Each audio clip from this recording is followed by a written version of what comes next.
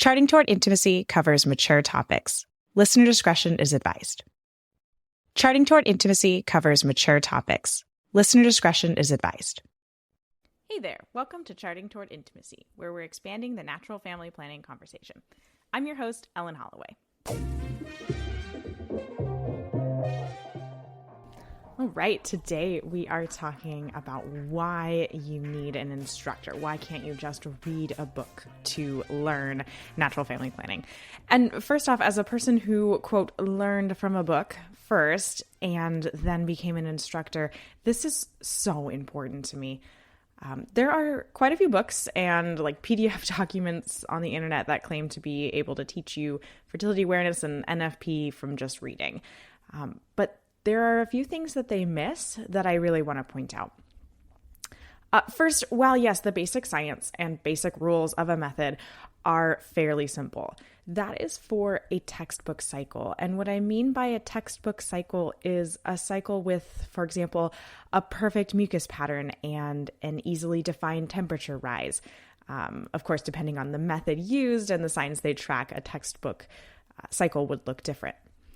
But here's the thing, is real cycles happen in real life. Observations get missed some days. Stress affects your cycle length and it affects your signs that you're charting. Your cycle is not going to be a textbook cycle every time. And it might not ever look like a textbook cycle. Instructors go through months of training. They look at hundreds, even thousands of sample and real-life charts. They spend tons of time learning alternate rules, ways to, for example, define confusing mucus. And overall, they're learning how to interpret real charts from real life. Your book that you read might give you a few alternate rules or maybe what a chart might look like with some sort of stress.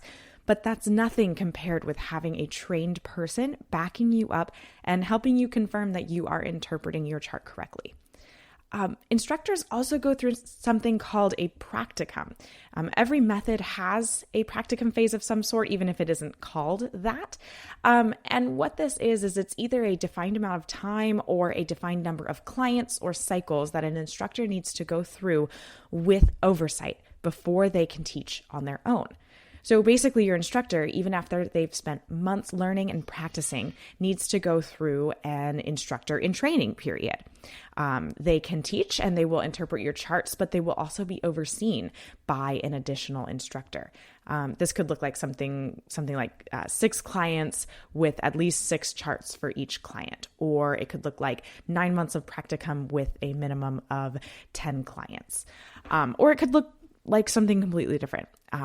I only know my method and its practicum requirements. Other methods have different requirements. After that practicum phase, your instructor might need to take an additional big, huge test with tons of example charts and different scenarios. So basically what I'm getting at here is an instructor is going to have so much more experience than your book could ever teach you. And questions. I want to talk about questions. So with a book, you can't ask questions. With an instructor, you can. It's as simple as that. If you don't understand something or something isn't clear, working with an instructor can alleviate that confusion. And this confusion is so common. For one example, most women were not taught about cervical mucus and how to interpret it and how it relates to fertility. You are learning something brand new. Questions are common, and getting your questions answered is key to full understanding and confidence in your method. And confidence is key to success in using a fertility awareness-based method. So let's look at an example story. So let's say Susie just learned the symptothermal method via a PDF she found online. First off, she sees that the PDF hasn't been updated since 2009, which of course brings up the question of, has anything changed? Is anything new or different? I don't actually know, which brings a little bit of hesitation towards confidence in the method. She reads in her PDF about how to read the mucus sign and how to chart her temperature. The mucus is really confusing to her because prior to reading this PDF, she didn't even know that cervical mucus was a thing. She also reads that she should chart for a while before having intercourse with her husband so she's comfortable with the method before sex can start confusing the mucus sign. All right, side note, pause on this story really quick. This is completely incorrect. And this is something you would work with your instructor to learn as you begin charting. Okay, back to the story. Since mucus is the sign she's most confused about, Susie and her husband they don't have sex for 2 full cycles. Discontent rises a little bit in the relationship, but mostly there's just no communication at all. After a while, Susie's husband asked if they might be able to have sex again soon. And Susie takes this as an affront that she's not figuring out this NFP thing fast enough and it's all her fault. When really her husband just wants to share in the good, natural, and encouraged marital intimacy that they should be sharing in. And so anyway, they begin to be intimate again, but very rarely. Susie extends the days beyond the rule fulfillment to be extra safe in case she did something wrong. Resentment builds about NFP because, first off, the document didn't teach them any of the theology behind it. So it just feels like a burdensome rule that they have to follow because they're good Catholics. Resentment also builds in Susie because she feels like she can't figure it out. Resentment builds in Susie's husband because there is a serious lack of communication and little to no intimacy each month. Sound familiar? As I have continued in this space and I've had more conversations with women and men about their experience with NFP, this story has become all too common. And I find myself in this story too when I began my NFP journey.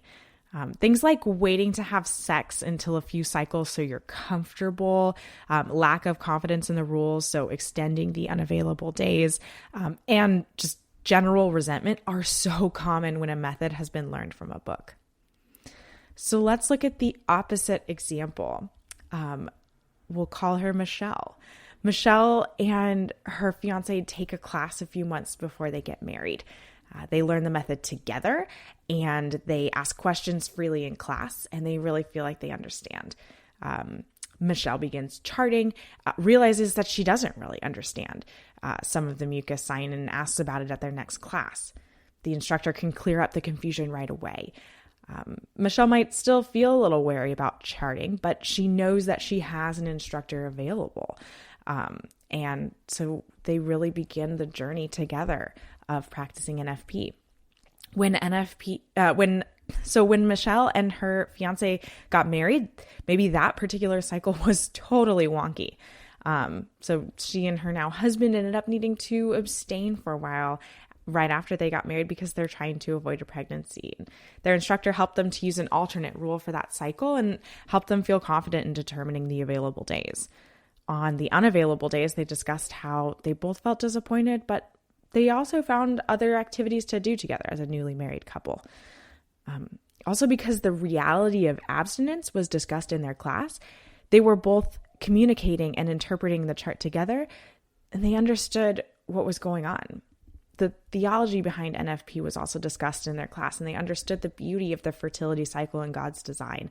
And while frustrating, they accepted it as part of the cross of their newly married life, and they tried to find ways to grow from their frustrations and difficulties. Quite a few months later, Michelle and her husband feel confident in charting, and they know that if they have a strange cycle or something's confusing, they know exactly where to turn, right back to their instructor. Okay, so that story isn't real. Or maybe, I hope it is. If that's your story, please let me know because I'd love to hear that beautiful story. That's what I would have liked my story to look like. And in all honesty, that second half of the story is typically what my husband and I's NFP life looks like. The theology is a really key component to NFP, and that's something that's missing for the most part in books. Most fertility awareness-based methods who call themselves NFP, and again, NFP is fertility awareness plus discernment and prayer. So most of these methods that call themselves NFP, they will have a theological component to the instruction, some more than others. So without the theology, NFP makes no sense and it seems way too hard. The idea of abstaining is one of the hardest selling points of NFP. But when you understand that sex is an act created by God to be unitive and procreative, and that as married couples, we are called to be co-creators with God by uniting as spouses, our marriages are meant to be life-giving, both in actual children and in the life that we bring to the world through our relationship and actions. And sex is the act through which that life-giving part of our marriage is lived out. We are giving our lives over to our spouse. We are giving our whole selves. And we are being open to life. Because we understand that sex is meant and designed to be both unitive and procreative, it makes perfect sense that blocking or removing one of those, for example, blocking the procreative part through using birth control or a condom or pulling out, destroys the act itself. Since we understand that sex is beautiful, we'd never want to mangle it away from its true purpose. So in this light, abstaining during the possibly fertile time when you're trying to avoid pregnancy makes perfect sense. And yeah, we miss it. Like I said before, sex is for unity and procreation. That unity part is awesome. That unity part is so good. And if we have discerned that now is not the right time to add another member to the family, then we need to put both parts on pause, the unitive aspect and the procreative aspect. And as hard as it is to give up a good thing, we understand why we need to do it. And we understand why we can't have one thing without the other. And while it is still difficult, especially if the abstinence is necessary for a long amount of time, we understand the why behind the need to abstain. And that makes it possible to even abstain in the first place. Just like we understand the why of needing to go to confession or the why of needing the Eucharist. And sometimes we don't feel like doing those things or we don't want to go do those things. But knowing why they are good for us and why we need them makes it possible for us to overcome the difficulty. So there you have it, 2 main reasons why you need an instructor. Confidence in the method is key to success with fertility awareness and NFP. And that confidence comes from working alongside a trained instructor who has experience with a wide range of cycle types and irregularities through their training. And then the other reason is understanding the theology is key to success in NFP. When the understanding of the cross of marriage and the 2 primary reasons sex exists, unity and procreation, are a part of your NFP journey, then it starts to make sense. And you and your husband are able to pick up that cross daily. Whether that cross is abstinence, infertility, unintended pregnancy, pregnancy loss, or some other cross in your marriage, you can pick it up together and you can walk with Jesus. Understanding the theology doesn't make abstinence or any of those crosses any easier to carry, but it makes them make sense, and it helps us grow closer to God, and it helps us run toward heaven with our spouse. Thank you so much for being here. If you aren't already following us on Instagram, find us at Charting Toward Intimacy.